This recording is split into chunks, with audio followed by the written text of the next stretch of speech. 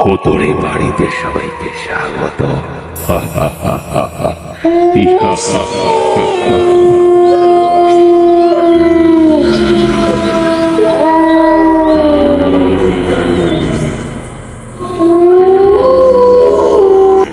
আসসালামু আলাইকুম ওয়া রাহমাতুল্লাহ।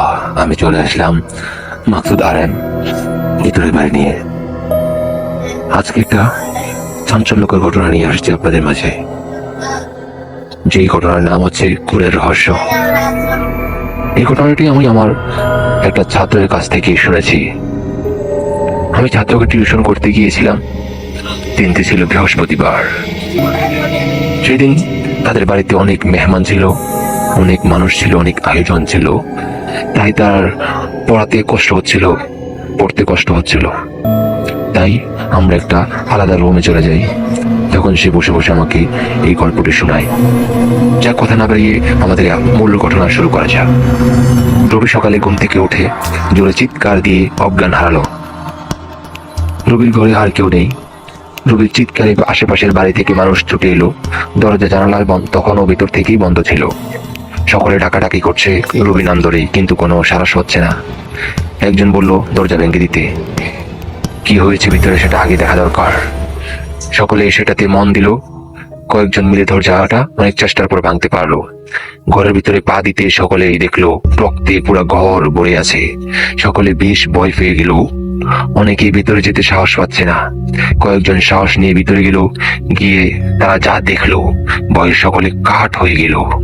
রবি বিছানায় অজ্ঞান হয়ে পড়ে আছে, আর নিচে পড়ে আছে রবির 2 বছরের মেয়ে, ক্ষতবিক্ষত মরদেহ। এত ভয়াবহ ভাবে কেউ কাউকে মারতে পারে? হাত পা মাথা সব আলাদা আলাদা পড়ে আছে, পুরো ঘর রক্ত আর রক্ত। এই অবস্থা দেখে সকলেই আটকে উঠলো। সকলে বলা বলে করতে শুরু করলো, এটা কিভাবে হলো। একজন মহিলা এসে রবিকে তুলে মুখে পানি ছিটা দিয়ে জ্ঞান ফেরানোর চেষ্টা করলো। কয়েকজন বলা বলি করছে পুলিশকে বিষয়টা জানাতে। কিছু সময় পর রবির জ্ঞান ফিরলো। সে খুব কান্না শুরু করলো, হাই হুতাশ শুরু করলো। রবি ওর মেয়ের কাছে ছুটে যেতে চাইলো। সকলে তাকে আটকালো, বললো একটু পর পুলিশ আসবে, লাশে যেন কেউ স্পর্শ না করে। রবি কারো কথা শুনছে না। সে ওর মেয়ের কাছে যেতে চাইছে। কান্না করতে করতে রবি আবার অজ্ঞান হয়ে গেল। সকলে ওকে ধরে খাটে শুয়ে দিল। কিছু সময় পর পুলিশ এলো। পুলিশ কয়েকজনের কাছে সব জানতে চাইলো। তারা যেটুকু জানে সেটাই বলল। পুলিশ রবির জ্ঞান ফেরার অপেক্ষায় রইল। প্রায় 10 মিনিট পর রবির জ্ঞান ফিরল। পুলিশ তার কাছে জানতে চাইলো এবং তার স্বামী কোথায় সেটাও জানতে চাইলো। রবি বলতে শুরু করলো রবির স্বামী সুমন সেই গ্রামে কোনো কাজের সন্ধান না পেয়ে 2 মাস আগে শহরে গিয়েছে কাজের খোঁজে। রবি তার 2 বছরের মেয়েকে নিয়ে এখানে একাই থাকে। সুমন বলেছিল যে সে ভালো কোনো কাজ পেলে তাদের নিয়ে যাবে এবং ভালো ছিল, সব ভালোই ছিল। কিন্তু এই পর্যন্ত সে তার স্বামীর কোনো খোঁজ পায়নি, কোনো যোগাযোগও সে করেনি। রাতে রবি মেয়েকে নিয়ে ঘুমায়। সকালে উঠে সেই মেয়ের এই অবস্থা দেখে। তখন কিভাবে কি কি তার মেয়েকে মেরে ফেলেছে বলতেই পারে না। পুলিশ তার স্বামীর নাম, ঠিকানা, ফোন নাম্বার নিল তাকে জানানোর জন্য, কিন্তু সুমনের ফোন বন্ধ পাচ্ছে। পুলিশ আরো কিছু তদন্ত করলো। তারা রবিকেও নজরদারিতে রাখলো। পরে তারা চলে যায়। গ্রামের সকলে খুব দুঃখ প্রকাশ করছে। দুপুরে মাটি দেওয়া হয়ে গেল, সকলে চলে গেল। রবি একা হয়ে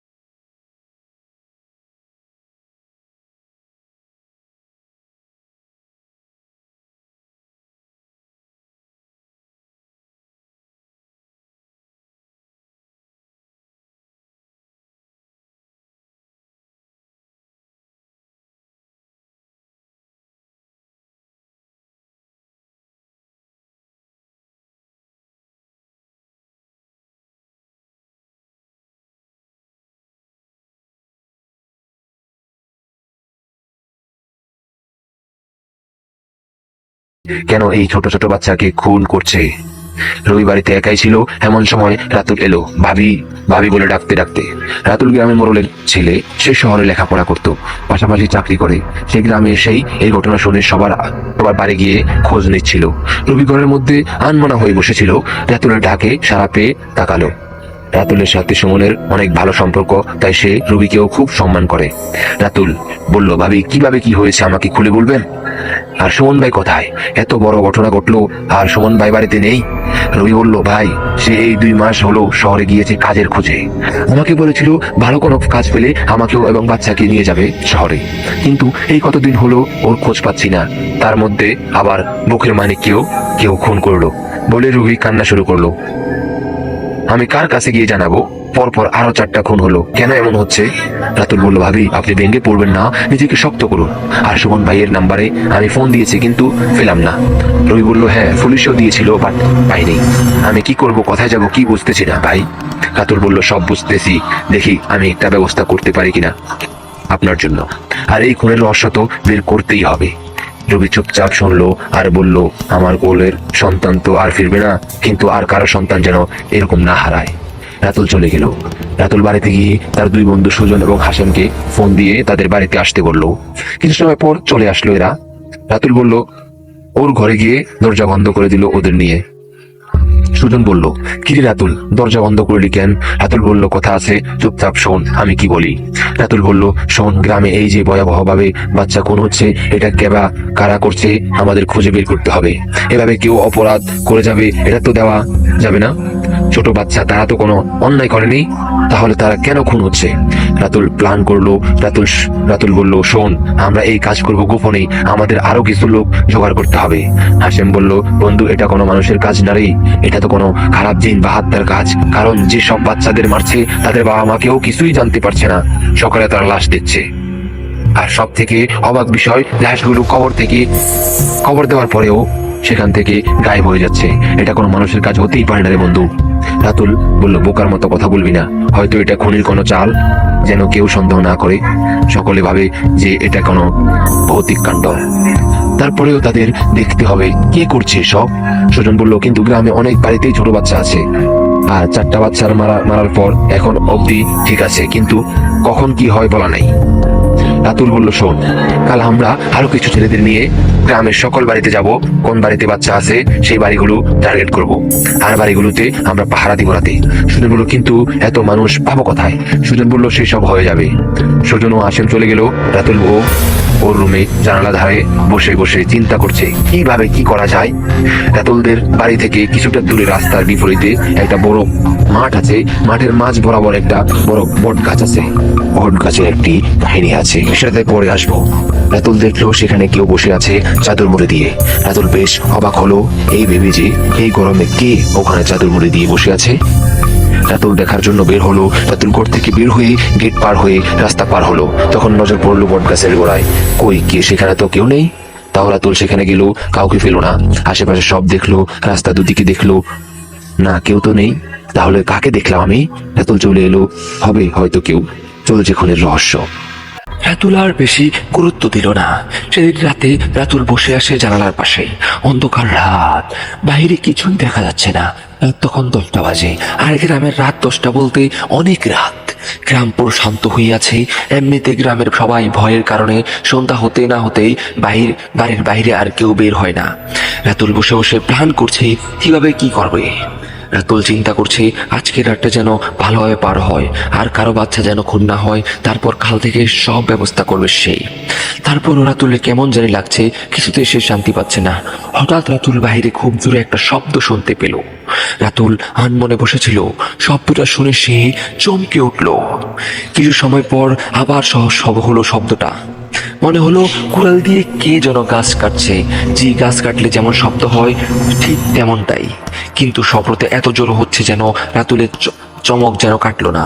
মনে হচ্ছে বাড়ির আশেপাশে কেউ একজন গাছ কাটছে। এত রাতে কে গাছ কাটবে? আর তাছাড়া এখানে কে বা গাছ কাটতে আসবে? রাতুল বাহিরে গিয়ে দেখবে বলে বের হলো। একটা লাইট হাতে নিয়ে দরজা খুললো, তখন শব্দ থেমে গেল। রাতুল মনে করলো হয়তো কেউ রাতে আধারে গাছ কাটতে এসেছে। সে খুব সাবধানে বের হলো। রাতুল তো তার বাড়ির চারপাশ দেখলো কিন্তু কোথাও কাউকে গাছ কাটার কোনো চিহ্ন দেখলো না। হঠাৎ আবার শব্দটি কিছু দূর থেকে আসতে লাগলো। রাতুল বেশ অবাক হলো, সে লাইট জ্বালিয়ে সামনের দিকে যেতে লাগলো শব্দ বরাবর। এখন শব্দটা ওই বট গাছের পাশ থেকে আসছে। রাতুল এবার একটু ঘাবড়ে গেল। শব্দটি ক্রমশ দূরে সরে যাচ্ছে। রাতুল আবার সামনের দিক না গিয়ে বাড়ির দিকে ফিরতে লাগলো। বাড়ির গেটের কাছে আসতেই সে 2 ঘর পরেই করিম ভাইয়ের ঘর। সেই ঘর থেকে জোরে চিৎকার শুনলো। রাতুল ছুটে গেল সেখানে। রাতুল চিৎকার করলো করে বলল, করিম ভাই, বাচ্চা আছে 3 বছরের কাছে, ওর কিছু হলো না তো? রাতুল ছুটে গিয়ে করিম ভাইয়ের দরজা ধাক্কাতে লাগলো, কিন্তু কোনো সাড়া পাচ্ছে না। ধাক্কানোর পর করিম দরজা খুললো। রাতুল বলল, করিম ভাই, এত জোরে চিৎকার করলে কেন? সব ঠিক আছে তো? আপনার মেয়ে ঠিক আছে তো? করিম রাতুলের কথা শুনে একটু ঘাবড়ে গেল। বলল, রাতুল কি বললো? আমি কখন চিৎকার দিলাম? আর করিম মেয়ের কথা শুনে ঘরের মধ্যে ছুটে গেল। দেখলো মা মেয়ে ঘুমাচ্ছে। সে একটু ভরসা শান্তি পেল। রাতুল ঘরের মধ্যে ঢুকলো, দেখলো না ঠিক আছে সব। করিম বলল, রাতুল তুমি চিৎকার শুনলে কিভাবে? আর আমি চিৎকার দেইনি। রাতুল আর কিছু বললো না, শুধু বলল, সাবধানে থাকবেন। রাতুল বাড়িতে ফিরে এলো। রাতুল চিন্তা করতেছে, এসব কেন হচ্ছে? আসলে কি করছে? এসব কি ভৌতিক কিছু, নাকি কেউ বিভ্রান্ত করছে আমাকে যে আমি খুনের বিষয়ে সতর্কতা প্ল্যান করছি? এই জন্য রাতুল শুয়ে শুয়ে চিন্তা করতে লাগলো। কখন যে ঘুমালো সে জানে না। সকালে অনেক চিৎকার ও কান্নাতে রাতুল ঘুম ভাঙলো। রাতুল তাড়াতাড়ি উঠে বাইরে গেল। সবাই বলা বলি করছে করিমের মেয়ে খুন হয়েছে। রাতুলের বুকটা কেঁপে উঠলো। রাতুল করিমের বাড়িতে ছুটে গেল। কি দেখলো, খুব ভয়াবহভাবে বাচ্চাটিকে মেরেছে। হাত পা মাথা সব আলাদা আলাদা করা। সকলে খুব ভয়ে আছে। করিম যেন প্রাকুদ্ধ হয়ে বসে আছে। অনেকে বলছে বাচ্চাটাকে মাটি দেওয়ার পর যদি আবার লাশ গায়েব হয়ে যায়। রাতুল সহ গ্রামের সকলে বাচ্চাটাকে মাটি দিয়ে ফিরল। রাতুলের 2 বন্ধু সহ আরো কয়েকজন নিয়ে ওর বাড়িতে এলো। এটার একটা সমাধান করতেই হবে। কি বা কেন এই বাচ্চাগুলো খুন হচ্ছে? রাতুল বলল, আজ বিকেলের মধ্যে আমরা ঘর গণনা করব, কয়টা বাড়ি আছে, বাচ্চা আছে। সেই অনুযায়ী আমরা লোক ভাগ হয়ে যাব সেই বাড়িগুলো পাহারা দেওয়ার জন্য। তবে সেটা খুব গোপনে। আর যেই বাড়ি গণনা করব সেটাও গোপনে। এখানে আমরা 10 জন আছি। 10 জন 10 দিকে বের হব, তাহলে কাজটা তাড়াতাড়ি সমাধান হবে। আর বিকালের মধ্যেই আমাদের সব ঠিক করতেই হবে। আজ রাত থেকে মিশন শুরু। আমি দেখতে চাই এটা কে কত বড় খুনি হয়েছে।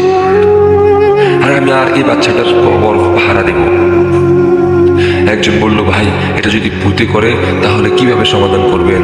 রাতুল বলল, তোমাদের কি ভয় করছে? যদি ভয় করে তাহলে এগুলোর দরকার নেই।